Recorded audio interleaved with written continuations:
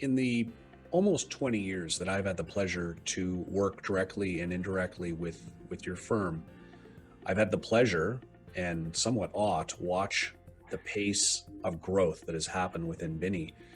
I believe that back in the early 2000s, there were approximately 50 or 60 employees, and today over 300. Can you speak to how one manages to that growth and what are the opportunities and challenges that come with it? I think the growth of Binnie was something that I always wanted to achieve. When I joined Binnie, um, we were a very small company, and I was surprised that in the industry, when I said I was with Binnie, very few people actually knew who Binnie was or what Binnie could do. I had a desire to grow the company, to at least be recognized as a talent in the industry. So I would say that my formative thoughts on growth at Binnie started a long time ago.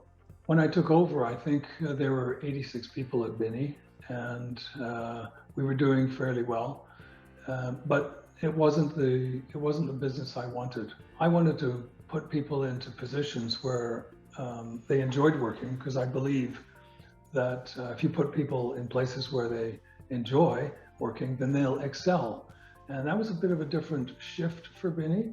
The result of that was people seem to be happier, people seem to work a little bit harder, and that allowed us the freedom from a financial perspective to have the funds to go out and hire more talent that may be more expensive.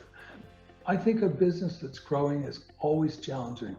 It's left me with some thoughts about how I could have been more effective earlier, but that's a learning experience.